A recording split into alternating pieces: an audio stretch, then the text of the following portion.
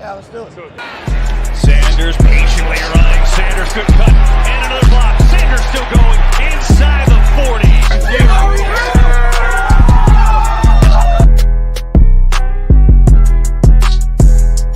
NFC East champs, divisional champs, NFC champs, and world champs.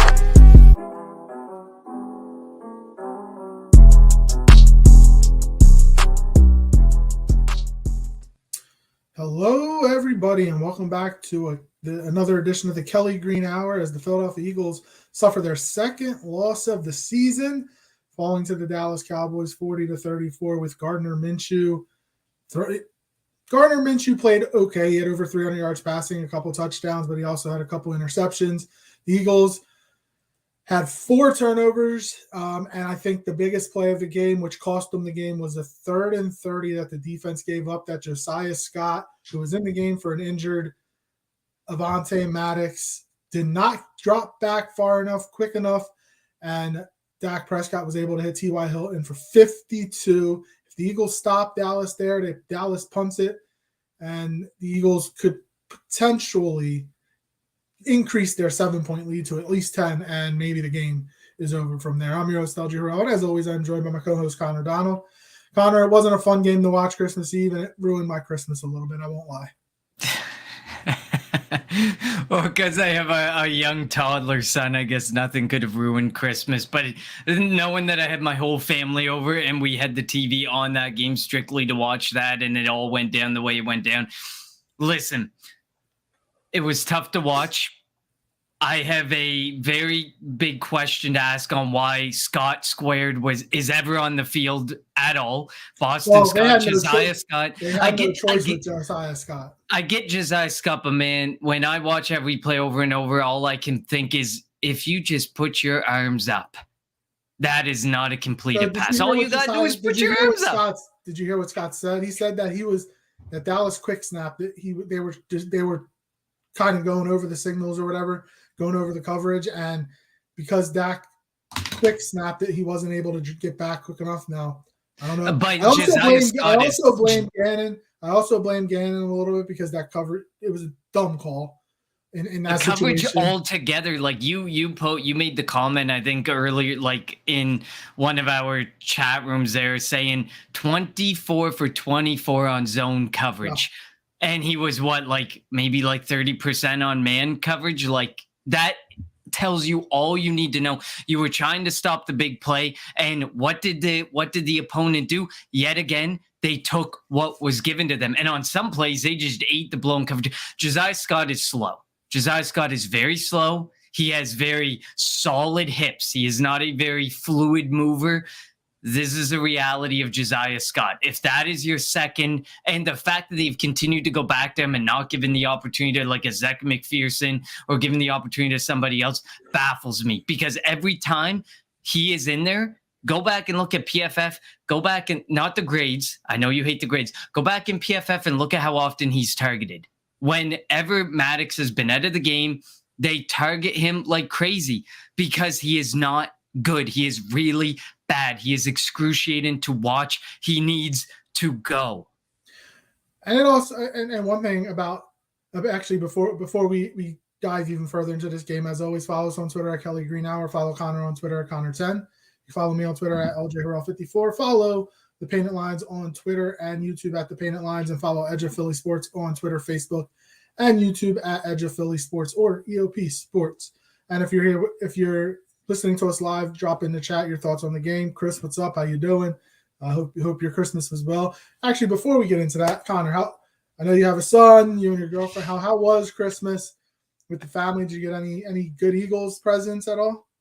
I got no Eagles presents. I didn't really ask for much this year. A lot was to do with, the second one that's coming, plus the one we have, and just, making sure we're all set for that. But it was great. It was. Did you just say second one? I swear I've told you that. You did not tell me. Okay, yeah, there's a second one coming in Holy April. Crap, there is. Congratulations. You did not tell me that. Oh, man, I think I talked to too many people.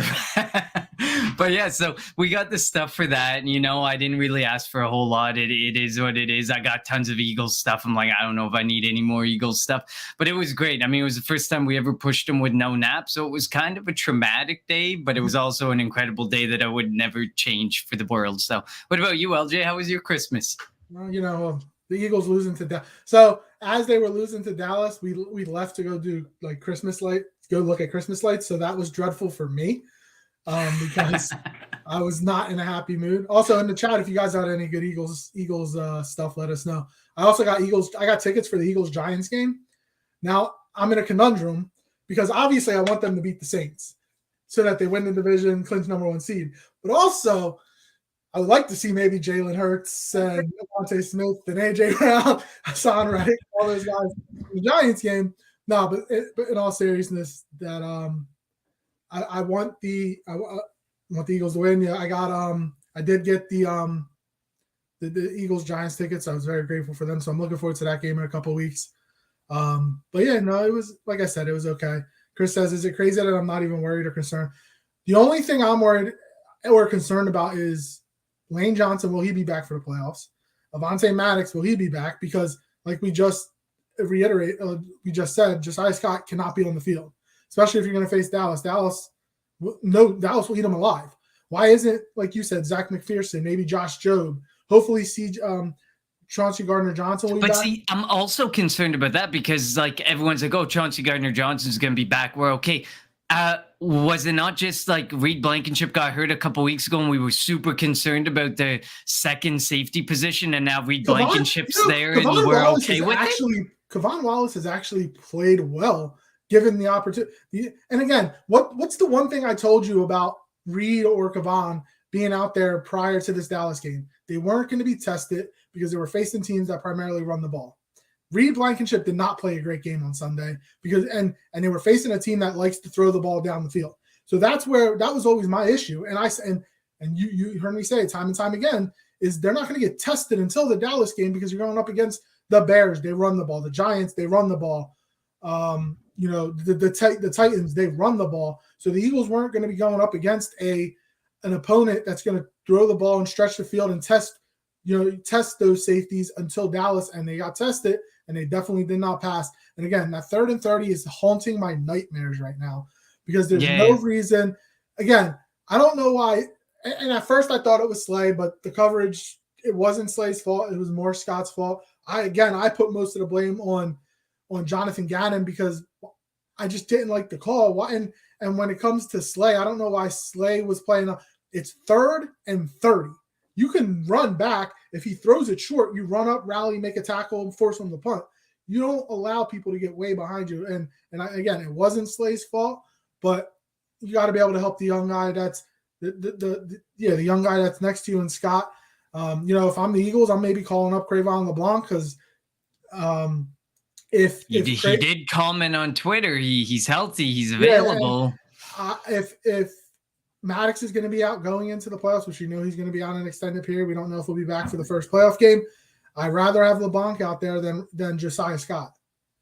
I can't see Scott out there anymore. The fact that they're sitting there saying that it's two very different comments, I feel, in regards to Avonte Maddox's injury versus Lane Johnson's injury. The fact that they've gone so far as to say they are confident or they feel okay he could be back for the playoffs versus Avonte Maddox's quote significant toe injury, and that is end quote, end comment, and everything is very concerning. He's a good player. He's an incredible player, and that was one of the comments I made when I posted it on our Twitter. Was he's had a great season when healthy, but the injuries have just mangled Avonte Maddox this season beyond belief, and he's on a fresh new contract. So to me, what makes the most sense for Avonte Maddox, get yourself right, get yourself healthy. Because if you come back after a significant toe injury, after all these other 2 or 3 injuries he's had this season, I'm not 100% confident that he can have a full offseason, a healthy offseason, and be prepared for training camp and be prepared for next season on time. I think at this point you have to get better, and the Eagles have options available. But if their option is constantly going to be turned to Josiah Scott, then we're going to be in trouble. But I feel there are other options there that they should be turned into, that they're just not turning to, or they have an unwillingness to turn to for some reason. Josiah Scott, I get it. He has shown something from time to time, but he has also shown us a lot of reason why he shouldn't be on the football field a number of times as well. And Reed Blankenship, I did want to make one comment on Reed Blankenship. Yes, he didn't have a very good game. We only had 6 missed tackles. I would argue, based on PFF, they say we had 6 missed tackles. I would argue we had more. It felt like we had a lot more missed tackles than that. But having Reed and Marcus Epps as your 1-2 safety isn't good. Both of those just shoot out like a missile for a tackle, and they give 1 missed tackle to Reed Blankenship. I think he missed more. Like, they missed, and I think he was saved by other people making the tackle right there, then and there. But those 2 guys, it's okay to have one of them. I'm fine with one of those heat-seeking missile guys who's going to go and lay a wallop on some guy, or he could completely miss the play and pray there's somebody there to make the play. You cannot have 2 safeties that do that. I'm sorry. I get it. I know Chris, Mr. Crockpaw, may be upset with this. He's a big Reed Blankenship fan. I know we got a few Reed Blankenship fans, but you cannot have 2 safeties who do that same thing. I'm sorry. I just can't. You just cannot, because it's going to cost you in a game, and it's going to cost you at key moments. Luckily, it was Josiah Scott. Well, not luckily, but Josiah Scott cost us this week, but we're lucky it wasn't an Epps or Blankenship missed tackle. And then the linebackers played really poor again. Kaiser White had a big miss where he overran, I think it was Pollard, maybe. I'm not 100. I think it was Pollard on a short pass, and he overran him, and Pollard was able to get the first down, or whoever it was. TJ Edwards kind of missing in action. Again, we're at this point. I'm going to say it again. Time to unleash Nakobe Dean. I want to see him. I want to see him out on the field. I'm shocked at this point. Like, Bradbury gave up a touchdown, which again, and again, it comes again and not making adjustments. CeeDee Lamb had 8 catches, 103 yards in the first half, playing out of the slot primarily. That is a mismatch nightmare when you have Josiah Scott or even a linebacker on CeeDee Lamb. Why isn't Bradbury or why isn't Slay moving with him? What happened on the other side? Trayvon Diggs, even though he got cooked by A.J. Brown a lot in the game, A.J. Brown tore Trayvon Diggs up. He was still traveling with A.J. Brown. He wanted that battle. Why couldn't Slay? Why couldn't Bradbury say, I want this battle wherever he goes, I go? Now the Eagles did adjust a little bit in the second half. CeeDee Lamb had 2 catches, 17 yards, and that 1 touchdown on Bradbury. But it took way too long for the Eagles or for Jonathan Gannon to adjust. And we see that time and time again. When the Eagles play very poor quarterbacks, the game plan looks good. But when you go up against a competent quarterback, and I'm not saying Dak is great, but he is competent, Jonathan Gannon gets scared. And then we mentioned it. He goes zone a lot. Dak was 24, 300 yards and 3 touchdowns against the zone. That needs to stop. Stop playing zone when you're getting destroyed, and you always get destroyed in zone against Dallas. And I think that was was that not one of the biggest things that we said in our preview episode, that you need to give the pass rush time to get home. I swear, me and you talked about they had 6 sacks. And I swear, me and you talked about they did get home, but at the same time, like the fact that I think one of the comments I made was that they had to play up on the guy. They had to be aggressive. They had to play man. They had to play up on these guys. And what happened when they were in zone, they got destroyed. When they were in man, they were extremely effective. And I get it. The sacks, it's a major positive. Nothing but props to Josh Sweat and Hassan Reddick, since we seem to be on a defensive bender right now. Nothing but respect for those two. Those two are going to be, I think, are going to be very good. Josh Sweat, we ridiculed for the first 4 to 5 weeks of the season, and he has done nothing but just give us reason to praise him week in and week out. Same with Hassan Reddick. As soon as he adjusted to the defense, he did an incredible job. Cliff Johnson says Slay got to step up. Well, sorry, Slay got to step up. Here's a typo fix up there. And at the end of the day, I don't think anybody in pass coverage played very good. And I think that alludes back to what you said, LJ, about the zone. They allowed 27 receptions on 35 targets. But you go down the line, there's TJ Edwards, went 5 for 5. Avonte Maddox, 3 for 4. Darius Slay, 5 for 5. Josiah Scott, 3 for 4. Marcus Epps, 4 for 4. Reed Blankenship, 2 for 2. Kaiser White, 4 for 6. Nobody was doing well in coverage. So, Cliff, it's not just Slay. This was just I think, and it wasn't even just a coverage standpoint, because obviously PFF's going to grade you out on who the nearest coverage player. But I think this all goes back more in regards to the game plan. This is not, I don't think this is a zone defense team. I think this is a team that plays their most effective when they're allowed to play up on their guys, be aggressive on their guys, and just James Bradbury, he went 1 for 4. He did give up the touchdown, but that was it. That's all he gave up. When you allow these guys to play at their best and not do the square hole in square peg in a circle hole concept, it works a lot better. And we've seen it in past weeks. James Bradbury and Darius Slay are literally 2 of the top 5. Look it up in every statistical category. 2 of the top 5, 2 of the top 3 across the board for cornerbacks this season. James Bradbury is the biggest snub of the Pro Bowl by leaps and bounds. Javon Hargrave's having a great season. I think James Bradbury's season is like this over Hargrave. Like, at the end of the day, Hargrave appears, he disappears, just like any defensive lineman do. But James Bradbury's been an absolute stud.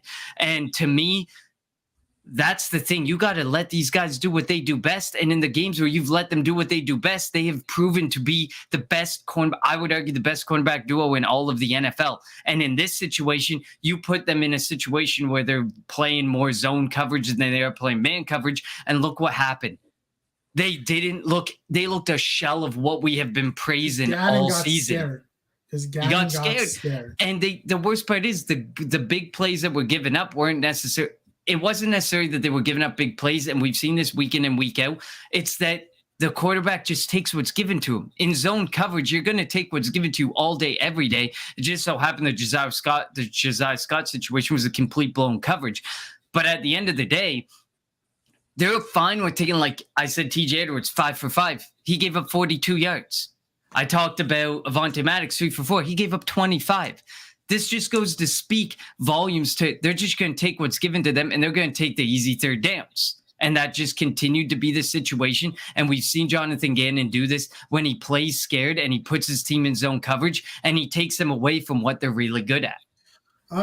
The Eagles' defensive stats, I think, are a little deflated, whatever, because they were playing mediocre quarterbacks, mediocre teams that don't really throw the football. And you see what happens when you're going up against a team that wants to come out throwing the football, stretch you down the field, and force you to try to stop them. Dallas didn't run the ball that great. Zeke had 55 yards. I don't know if Dallas had 100 yards. If they did, it was barely 100 yards. But they had over 300 yards passing. Like that, the Eagles came into the game as the number 1 pass defense in the NFL, and they got shredded. We can't talk about, or we can say all this stuff if Hurts played, that the Eagles would have won, but the Eagles had, I know Gardner Johnson didn't play, and I know Maddox went out, early in the game after a nice play on Dallas trying to get a little tricky on the throwback, but they still had most of their starters in the game, and the Eagles defense couldn't slow Dallas down. And I think I talked about the 3rd and 30 play probably being the play in the game that allowed Dallas to, they tied the game up and then they got the momentum. On a play or two before that, Hassan Reddick had the strip sack, and the Eagles, if they could have fallen on it, you get the ball at midfield or at least in Dallas territory, you're in field goal range, so you're going to take a 7-point lead and potentially go to 10, if not 14. And by not being able to scoop that fumble up, another key play, the Eagles have been winning games this year because they've been playing really good football. 4 turnovers. In their 2 losses, they've lost the time of possession battle and they've lost the turnover battle. 4 turnovers does you no good. The 2 interceptions by Gardner Minshew, would Jalen Hurts have thrown those interceptions? Probably not. Miles Sanders hadn't fumbled the ball all year, at least running the ball, had a fumble, has 2 fumbles in his last 2 weeks. The last week was on a reception. And then the botched handoff with Boston Scott. Like, there's stuff that, and I'm not saying Gardner Minshew played a bad game. And you got to give the Eagles offensive line credit too. They gave up 0 sacks and 0 quarterback hits. All this talk about Dallas's front four and Dallas's front seven and how they're going to get all this pressure on the Eagles. And guess what? They got no pressure on Gardner Minshew. The Eagles' offensive line did great. He missed Quez Watkins early in the game. They did end up scoring a touchdown that drive, but he had Quez Watkins going to the right across. He overthrew him. A lot of the passes that Gardner Minshew threw didn't have the zip on it. It was a lot of floaters. Like, you got to be able to get the zip on the football. And his first, I think the first interception, while it could be argued that it could have been a pass interference, Quez has to come back for the ball. Gardner has to put some zip on it to get the ball there quicker, but Quez also has to come back for the ball and can't get bullied by was it Bland, I think, for Dallas. You can't be getting bullied the way he got bullied. So, going into this game against the Saints, obviously the Saints offense isn't Dallas's offense. The Saints defense is still pretty good if, Lattimore comes back and Cameron plays and all that. But, they're going to have to – the Eagles have to play better. They have to play smarter. They have to play cleaner if they're going to want to win. I don't foresee the Eagles losing 3 consecutive games. But, man, can you imagine if they had pretty much the number 1 seed locked up and they lose 3 games in a row to end the season? That would be heartbreaking. 100%. It would be one of the worst case scenarios. And I understand, I know floating around Eagles Twitter right now is Nick Wright's comments about this could be a one and done team if they get that first seed bye. Nick Wright is a true bona fide Eagles hater. We get it. We understand it. But games like that are what justify his statement. And I understand coming fresh off the Dallas Cowboys loss and how we kind of, how we've been talking about how we've won some ugly games that we wouldn't have won in prior seasons. This was an ugly game. We should have come out on top. Whether you want to go out there and say, blame it on Quez Watkins, whether you want to blame it on Gardner Minshew, whether you want to blame it on the zone defense, there are a lot of situations where we could have ended up coming out on top and where we could have been the better team and won this ugly game. This wasn't necessarily a game. I don't think as a Dallas, if I was an Eagles fan and we won, well, I am an Eagles fan. So if I was a Dallas fan and I won this game, and even if I was from the Eagles perspective looking at it, we won this game, I would have said, hey, win's a win. But because there are a lot of buts on both sides of the football to this game that if you're a Dallas fan, that should scare you shitless that you are probably going to have to play in wildcard weekend. And if you get the right team, I get it. People are ridiculing the Tampa Bay Buccaneers, but at the end of the day, they're about to get Vita Vea back. They're about to get Tristan Wirfs back. They're about to become a lot better football team at the worst time to have Tom Brady getting a better football team in front of him. Imagine you end up in one of those situations. This type of ugly game could be the game that continues your terrible reign of not being able to win, not being able to get anywhere in the playoffs, not being able to do anything. But equally, we can look at the Philadelphia side of the ball. If we had won 40-34, and we could be saying the same things. I get it. We're getting Chauncey Gardner-Johnson back, but we just saw St. Johnson. We just saw Avonte Maddox. At this point, I don't think Avonte Maddox is going to be back. Lane Johnson could be back, but how healthy is he going to be?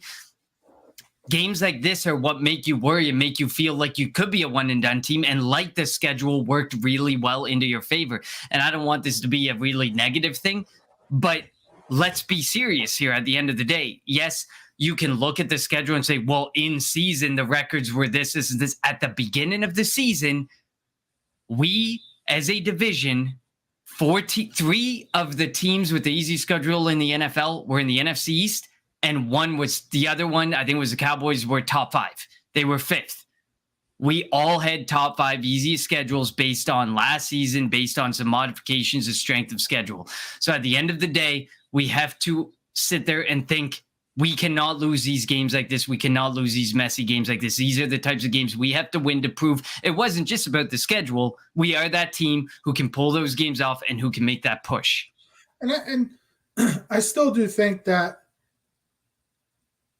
the Eagles' game plan, even Dallas's game plan, would have been different if Jalen Hurts played in the game. Obviously, you defend Jalen Hurts and Gardner Minshew differently. The Eagles' running game suffered without Jalen Hurts because we know how big of an impact that Jalen Hurts has for Miles Sanders and then as a runner, because it forces the defense to try to contain him and to try to stop him, which opens up other portions of the field. It was a huge game changer. Like, I noticed the way the game was being played even from the beginning. I was like, this offense looks nowhere like the offense we're used to. And it was no knock on Gardner Minshew. It was more the fact you cannot spread the ball the way you've been spreading the ball without the ability of Jalen Hurts to be able to run. The threat of that running quarterback is huge. And you saw it. I like watching that game. Every time we were on offense, I said, man, if Jalen Hurts was out here, I just couldn't stop thinking of that. And I get it. Like, I mean, people are going to point to Quez and people are going to point to the botched handoff and stuff in other situations. I think in my mind, Jalen Hurts would never have put Quez Watkins in those situations. Because I get it last year, like you look at it and people are looking at last year and they're like, he was pretty good in contested catch situations. Look at his history. Yeah, but overall in his entire career, he's not a good contested catch player. And when Jalen Hurts has been the quarterback, Jalen Hurts has not put him in those situations. And it's for good reason that he hasn't put him in those situations. But at the end of the day, I was always sitting at the end of the game. I was sitting there. I was like, in this situation, if Jalen Hurts was there, and it sucks to sit there and say it because that's not going to change anything. But if Jalen Hurts was there, and cover your ears, Cowboys fans, I think this is a very different outcome. Oh, it is. And the Eagles could have potentially easily put up 50 points in that game. Like the first drive, the Eagles went down the field, scored a field goal or kicked the field goal. You know, Jalen Hurts may have let a touchdown that drive. So, again, like obviously here it's 2020. You know, hindsight being 2020, hearsay and all this stuff. The Eagles lost the game, and you know, yeah. And the funny part about it is the Eagles are Dallas's standard. So that it's true. The Eagles are Dallas's standards. We're Dallas's Super Bowl. What we look for, we look beyond Dallas because Dallas is irrelevant. They've been irrelevant for the last 25 plus years. Nobody cares about Dallas. Obviously, as fans, we hate Dallas and we want to beat Dallas, but we're not sitting there saying we need to beat Dallas or this. Dallas is saying the Eagles are our Super Bowl. We have to beat the Eagles, and that'll make us feel good. We're saying we want to win the division. We want the number one overall seed. We want to get to another Super Bowl. You know, try to win our second Super Bowl in 5 years. That's what the Eagles play for. Obviously, Dallas fans are all about, you know, let's beat the Eagles. We got to beat the Eagles. And then if they beat us, they celebrate. And you know, at the beginning, when we beat Dallas with Cooper Rush, it doesn't count. You guys beat us with Cooper Rush, but they beat us when we had Minshew, and it's hallelujah. We beat the Eagles. Who cares if you have Minshew? It doesn't matter if you have a backup quarterback. Like we even said it. What did I say after we beat Dallas the first game? I said, we beat Dallas, great. But did I not have a but, Connor? I said, but we need to get that Dak Prescott. We need to beat Dallas with Dak Prescott. Obviously, it didn't happen. But, you know, if we see them in the playoffs, and it's a big if because we know Dallas's, propensity being choke artists in the playoffs. It's going to be in Philly most likely. We would beat them in Philly. I think it'd be a totally different story. John Mack says Dallas lives for a 2-week season. Look at the last 25 years. I do want to get your comment on this, though, John. John brings up a good point because I'm not as big of a Gannon hater as other people's are. But he says, funny how Gannon is a young defensive coordinator. He is going to probably be leaving this offseason based on, you know, there's a lot of teams interested in him and have been interested in him. And has the D overall playing better than 31 other teams, and every Eagles fan knows if Gannon was coaching another team's D this year and this well, we would all, no exception, be trying to think of scenarios to get him here. I want your opinion on this, LJ, because you're more of a Gannon hater than me. There are certain things about Gannon that frustrate the living hell out of me, and his inability to adjust and change and in game and stuff, because it feels like he watches tape on the game and he sticks to that. And he's like, I saw this tape. This is how I want to coach this game, or this is how I want to play in this game. But at the end of the day, Gannon is being approached by other teams and likely going to be poached by other teams for a very specific reason. He is a very, very smart defensive mind. So I want your opinion on this, LJ. He doesn't, the fact that he doesn't adjust quick enough is worrisome and is an annoying. And he gets scared against good quarterbacks. If you look over the last, how long has this coaching staff? The last 2 years, when we've gone up against competent quarterbacks, this defense looks really bad. When they go up against the Cooper Rushes and the Ben DiNucci's of the world, the defense looks really good. He is scared when it comes against a competent quarterback. That's what worries me in the playoffs, because you potentially could see Tom Brady. You potentially could see Dak Prescott. And again, I'm not saying Dak Prescott's that great, but he's still competent. So that's what we're, and if you get to the Super Bowl, you're going to see Mahomes. And obviously I'm not going to be complaining because we'll be in the Super Bowl. So like if we get to the Super Bowl, great. But he needs to react quicker, adjust quicker, and stop being scared. And look, I get it. Just, he has a game. You go into a game with a game plan, and it's great. You want to try to stick by that game plan. But the game plays out differently most of the time than what you thought. And when it plays out differently than what you thought, you need to make adjustments and you need to change, but you need to change quick and not wait till halftime or not wait until later. Making like the CeeDee Lamb, when Dallas was putting CeeDee Lamb in the slot. Why, again, I'm going up to Slay or I'm going up to Bradbury and saying, which one of you guys want Lamb? Wherever he goes, you go. If he goes to the bathroom, I want you there shaking it for him. Like that's what I need to do. And again, Lamb went 2 catches, 17 yards in the second half. That's great. But he had 8 catches, 103 yards in the first half. That shouldn't happen. I actually loved Allison's comment here. I like Gannon, but momentum and situation football mean more than Gannon thinks it does. Hashtag 3rd and 30. Definitely a fair hashtag to point out here. But I absolutely agree. He doesn't make the adjustment to take the momentum away. And it seems like in a situation, he does not make the adjustment either. Like that's the thing.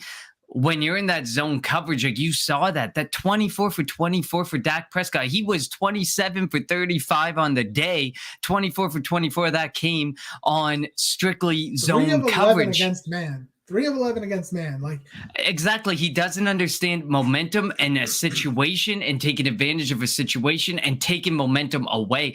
And that's probably been one of my biggest knocks on Gannon. He needs to understand at a specific point when it's time to shift the situation and definitely time to realize when momentum is changing and you need to shift momentum back or make some sort of attempt to shift momentum back in your favor. And when it comes to Gannon, like I'm not one of those fans that I want to see him blitz like a lot of people do.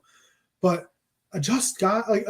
When you watch the San Francisco 49ers defense, when you watch D'Amico Ryans, who should be the clear-cut favorite to be a head coach this coaching cycle, like he makes adjustments on the fly.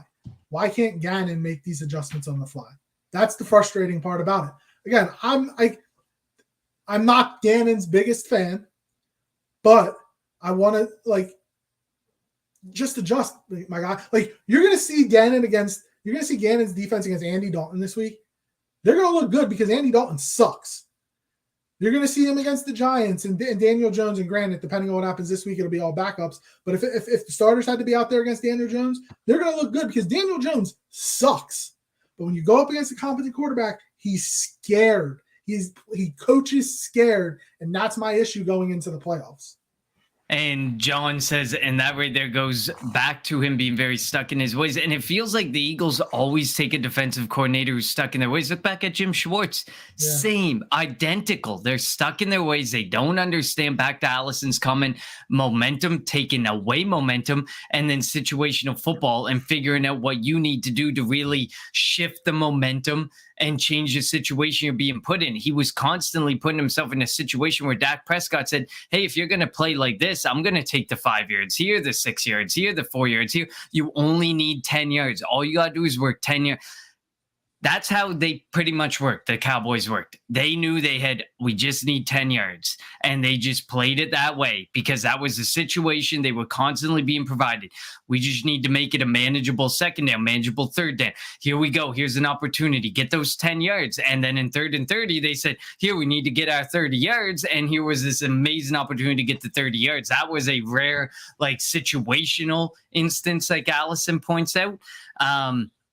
But at the end of the day, it was extremely frustrating. And I mean, to flip to some positives, I was actually really happy they used Miles Sanders. 21 carries is a ton for Miles Sanders. That was really impressive. If it was Jalen Hurts there, obviously that's probably 15 carries or 14 carries, a lot less, because it feels like they want to run him a lot more. But this is a situation Miles Sanders should be in, especially when he may not be back next season. This is a good opportunity to use him. And while it was a 3.1 yards average, it wasn't the prettiest. He did do fairly well. He was fairly effective. And of course, Devontae Smith and AJ Brown have got to be one of the dirtiest duos of wide receivers out there. That was amazing. There was so much positive to take from that offense, minus the turnovers, the botched handoff and the turnovers with Quez Watkins. Like, I have so many positives. Even Dallas Goedert being back was huge. He went 3 for 67 for 22.3 on average. That was huge. There were so many positives to take from this offense. I would have went to Goedert more than they went to Quez.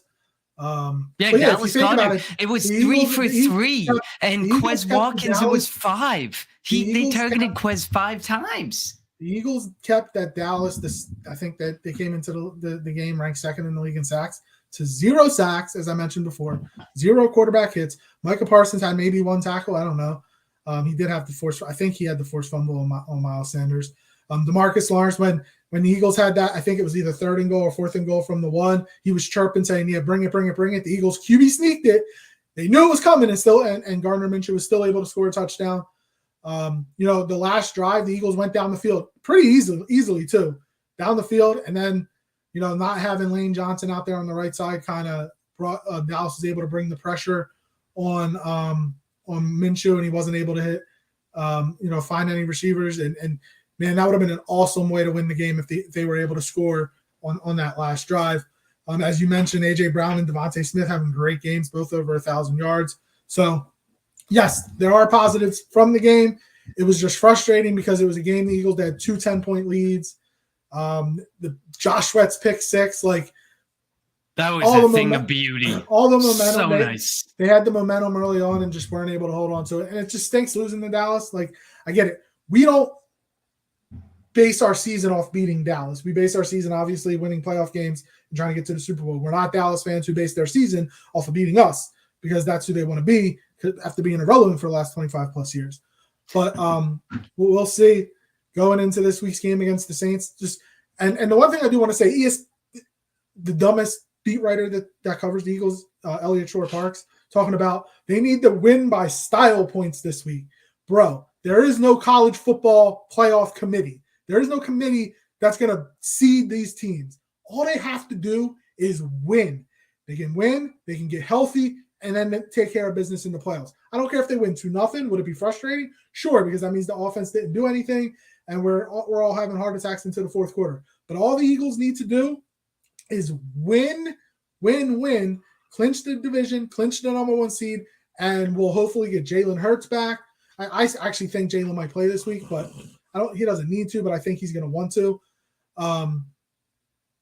So you get Jalen can get healthy. CJ Gardner-Johnson can get healthy. Hopefully Maddox can get healthy. Lane Johnson can get healthy.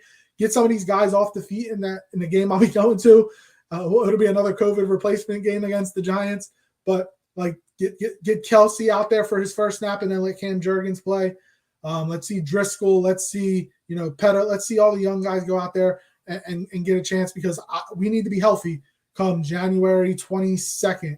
If we win that 21st, 22nd, whatever day the divisional playoff game is going to be. I don't want to see these guys having to play a game in 2 weeks that they need to win. I just want it to be a nice, easy, enjoyable day at the Link against the Giants. Agreed. And you're going to that game and you want it to be that way. So yeah, that speaks volumes. But no, Micah Parsons was not given the forced fumble. It was actually Carlos Watkins who was given the forced fumble. And Micah Parsons had 3 tackles, but he also had 3 missed tackles and 8 total pressures, which was the highest on the team. But of course, he's always going to have the What do highest they on the consider team. a pressure, though? Because it didn't feel like he had any pressures. Like, watching that game, it definitely did not feel like he was in Gardner Minshew's face at all. That's the thing. I think a pressure, it's up for debate. Like, everybody has a different perception of pressure. I don't think it necessarily has to mean that you're right up in their face, but anything that puts them in a situation, I guess, to feel any sort of pressure. And there's a part of me, like, don't get me wrong, I feel like there is an overabundance of pressure on PFF for Micah Parsons, and I think that goes for any front forward defensive player who's really good. Like, I feel like Aaron Donald probably is more than he should. Micah Parsons probably is more than he should. There's certain players who probably more than they should, because you just see it, you're just, wow, you're awestruck, you're like, that's a pressure. And that's just kind of the pitfall to PFF, is that it is all about how somebody sees it or how somebody views a game, and then they have someone who also watches it and reviews that as well. But I mean, if you're sitting there and you're just awestruck by the play of a certain player, sometimes it may overinflate the stats a little bit. But I agree with you. I do not want to have to see a Week 18 game that means something. We got this far in the season. We lost 1 game all season up until this Dallas Cowboys game, and you're going to go back-to-back losing games and have it actually have to mean something in Week 18 would be heartbreaking, would be absolutely excruciating. I don't really want to see Jalen Hurts out there, but if there is a game I would want to see Jalen Hurts out there, it would probably be this game against the Saints, because I don't want him in a divisional game. I really don't. Those are the games where players can get dirty, situations can get dirty. I'm glad they took the smart approach in this Cowboys game, because I feel like that shoulder injury would have been worse. I feel like they probably would have really went after him, and it's dirty. It's just the way that things go. But yeah, there's some positives to take from this, but I would love to see Jalen Hurts play this week for the sake of let's get this over with. If at halftime, and the Saints are playing for something too. Yeah, the Saints and are, the Giants, which is wild. That they're playing for something. That division is so bad. NFC South. They're like us of last year or 2 years ago. What was it that year that it was? The Washington Commanders, who are 7-7-1, would be in first place in both the AFC South and the NFC South. They're last place in the East right now. But yeah, even the Giants are going to be playing for something in 2 weeks as well, because they're still have a chance to clinch a playoff berth. So we'll see. If Dallas loses to the Titans on Thursday night, the Eagles clinch the division. So that'll take a little bit of pressure off. Obviously, you need a win, or you'll need a win or a Vikings and Niners loss in order to get clinch the number 1 seed without winning. But let's take care of business this week and handle it. FYI, I just want to say this. James Bradbury, what did I say? He went 1 for 4, allowed 7 yards and a touchdown. His likely replacement in the Pro Bowl way allowed 5 receptions on 5 targets for 98 yards and a touchdown. Trayvon Diggs. Dude, just AJ Brown on that first drive. I get the chance. AJ Brown, what did I say on Friday? Did I not say double move? If you do a double move, Diggs will jump. Second or third play of the game, AJ Brown double move down the field. And Diggs just bit on it, because he's all about trying to get the stats. Remember that interception they had at the end of the game, and he was complaining because he wanted it instead of his teammate. He's all about the stats. All right, so before we finish off let's get our unheralded player of the game for week 15, week 16 in the National Football League. Who you got, Connor?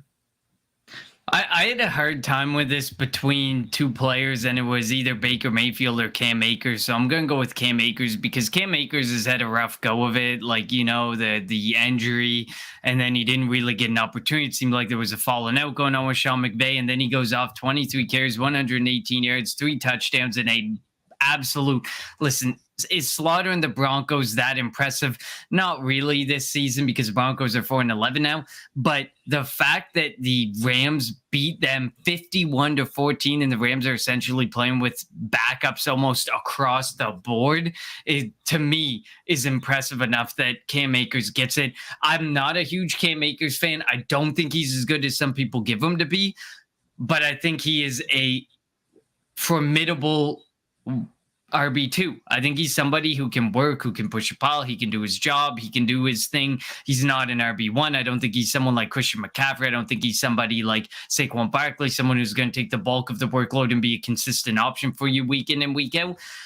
But this was really impressive. Baker Mayfield is showing something in LA, and it's crazy because he's going to get another opportunity somehow, somewhere. I don't know where, I don't know who, but I feel like he's going to get another opportunity, and I can't believe it. I'm going to go with Deontay Foreman for the Carolina Panthers, who, guess what, are in it in the NFC South. If they went out, they win the division. He went 21 carries, 165 yards, and a touchdown in their 37-23 rout of the Detroit Lions, who were everybody's darling in the NFC, talking about if they made the playoffs, nobody's going to want to see them. So I'm going to go Deontay Foreman. And ever since they traded Christian McCaffrey, he's been really good as the starting running back. Him and Chuba Hubbard have been really good. So I'm going to go Deontay Foreman. You go. I know. I almost would have wanted to go Chuba Hubbard because, well, he's Canadian, so it feels like it's something I should have probably. Didn't you go in last week? Didn't you take him last week? I feel like I took him last week. I definitely did take him last week, but it's crazy to think about the Carolina Panthers being in. Like, that division is just so bad. Like, we sit there and we laugh and like, oh my God, like what was it the year that the Washington Commanders got in? They were 2019. Yeah, no, 7-8 or 2020. It was 2020 because that was Doug's last year. And it was like, but it was below 500, and everyone was laughing. And now we're staring at a 7-8, 6-9, 6-9, and 5-10 division where it's literally like even Atlanta can possibly be in it, even though they're likely not. Like New Orleans is still in it. I think they're eliminated already. They probably are, but like 5-10, like theoretically, if it wasn't for losing a divisional game here and there, like they probably still had a chance. But the fact that you're sitting there looking at 7-8, 6-9, 6-9, and we have the draft pick of one of them that could, if the Saints actually are able to get in, would completely screw us after we've been laughing about being a top 5 pick for much of the season. We're just hurt, but it's crazy to think about how bad that division is. It's really bad. Both, like I mentioned, even the AFC South is bad. The Jacksonville Jaguars are in first place right now. And the Week 18 matchup between Jacksonville and Tennessee is going to determine that division. So that could potentially be the Sunday nighter. Listen, and I love to see that because, listen, if there's a team in the AFC I would cheer for, it's probably going to be Doug Peterson and the Jags. Probably because I know they're going to get demolished in the playoffs by, like, you know, the Chiefs or the Bills or a team that can definitely face them the first round. Wouldn't face them in the first round. But if you go pound for pound with once you get in with those guys, I don't think I would trust the Jags, but they're definitely ahead. Like, there's some teams who are definitely ahead in this rebuild. And I think it goes to show and speak volumes to culture building coaches. Look at Dan Campbell. Look at Doug Peterson. Look at Nick Sirianni. Look at these guys who build a culture, get people bought in, and get ahead of their rebuild like they do. And I know that Detroit, it's been kind of a long time coming, but man, you got to respect Detroit and like where they've come based on their situation. I mean, I can. Maybe you can. I can. I still think Dan Campbell's a phony, but that's just me. All right, so we'll be back later this week. Come on back anytime, John. Come on back anytime. We love you. We are here every Tuesday and Friday. All right. So speaking of that, we will be back this Friday, maybe earlier than normal, maybe early like last week. Who knows? If you're able to, Connor. As the Eagles get ready to face the New Orleans Saints, and a game that does matter because A, the Saints are still battling for the division, and B, the Eagles have the Saints first round pick. So we want that to be as low as possible.